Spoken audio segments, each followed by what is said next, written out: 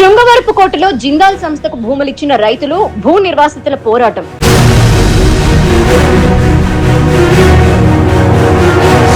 మూడు 375 రోజుల సుదీర్ఘ రైతుల పోరాటం సఫలం. ప్రభుత్వం దిగివచ్చి జిందాల్ పారిశ్రామిక పార్క్ శంకుస్థాపన.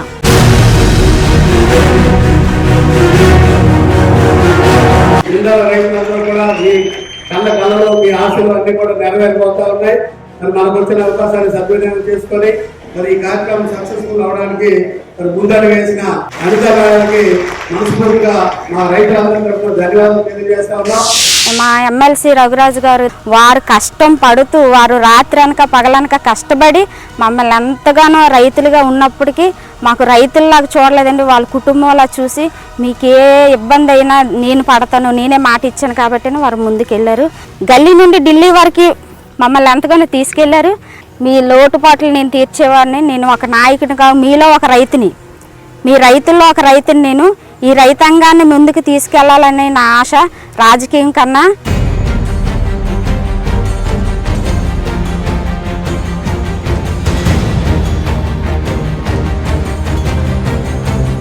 అప్పుడు అల్లూరి, ఇప్పుడు ఇందుకూరి.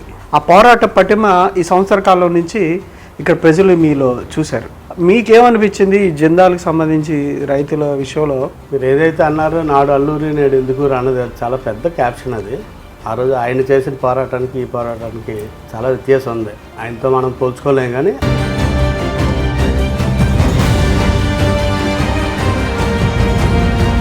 మీరు ప్రజెంట్ మీ గవర్నమెంట్ కాదు, ఏది కాదు, ప్రస్తుతానికి మీరు కూడా తటస్థంగా వ్యవహరిస్తున్నారనే పేర్లున్నా దాంట్లో విజయం సాధించడం ప్రభుత్వం ఎలా దిగి వచ్చింది?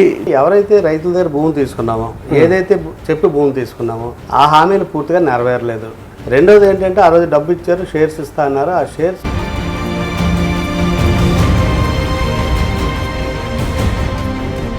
వెనకడుగు అనేది ఏ విషయంలోనూ వేరే మీరు అంటే ఒక నిర్ణయం తీసుకున్నారు? No, never. అయితే రాజకీయం వదిలేస్తా, లేదా పార్టీని వదిలేస్తా, పదవిని వదిలేస్తా. అడుగు వేసినా అడుగు మాత్రం తీయ.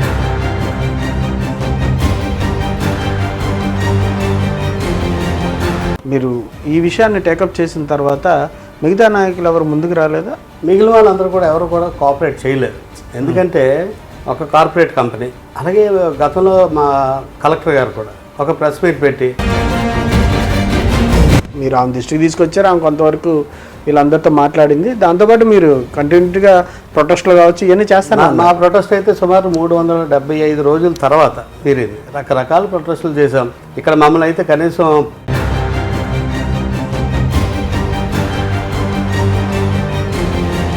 హైవేలకు సంబంధించి మీరు నిర్బంధించినప్పుడు, లేకపోతే ప్రొటెస్ట్ చేయడానికి తలిచినప్పుడు, లేకపోతే రైతు నాయకులు కూడా వడ్డే శోభనాథేశ్వరరావు గారు వీళ్ళంటి వాళ్ళు వృద్ధులు కూడా వచ్చారు. సార్ ఈరోజు వడ్డే శోభనాథేశ్వరరావు గారు రావడం చిన్న విషయం కాదు. ఆ వయసులో ఆయన వచ్చారు. మొదటిసారి వచ్చారు, మాకు ధైర్యం నింపారు. వారు రెండోసారి వచ్చినప్పుడు వారిని కనీసం ఊర్లోకి కూడా రానివ్వకుండా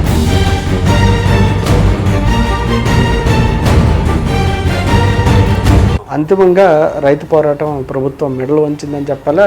విషయం తెలియకే, అసలు ఏం జరిగింది అన్న విషయం పూర్తిగా తెలియకే ప్రభుత్వం కూడా స్టాండ్ తీసుకొని ముందులో ఈజీగా తీసుకున్నారు. తర్వాత ఎప్పుడైతే మేము అనిత గారికి, మేడం గారికి, హోంమినిస్టర్ గారికి చెప్పామో,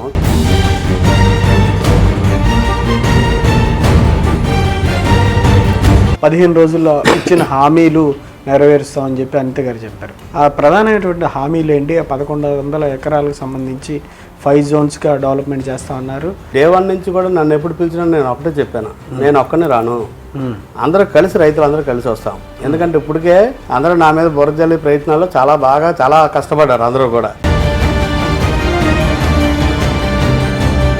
నిద్రాహారాలు మానేసి అన్ని ప్రాంతాలు తిరిగి కోర్టుల చుట్టూ పోలీసులతో, అధికారులతో పడని మాట అంటూ ఉండదు, ఎక్కడ మెట్టు అంటూ ఉండదు. రిజాల్వ్ అవ్వాలని మా కోరిక. అభివృద్ధికి ఏం వ్యతిరేకంగా మీరు అన్నట్టు చాలామంది చాలా రకాలుగా డిస్కరేజ్ చేస్తూ ఎంత చేసినప్పటికీ కూడా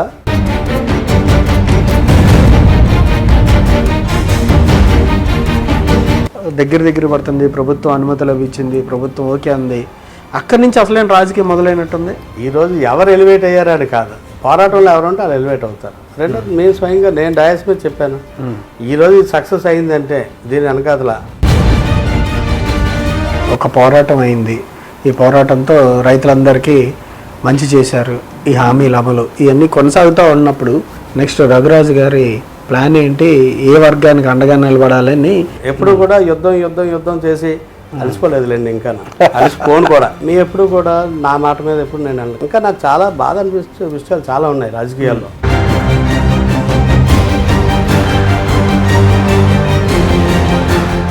విజయనగరం స్థానిక సంస్థల ఎమ్మెల్సీ ఇందుకూరి రఘురాజుతో జిందాల్ పారిశ్రామిక పార్క్ ఏర్పాటుపై ప్రత్యేక ఇంటర్వ్యూ రేపు సాయంత్రం 4 గంటలకు.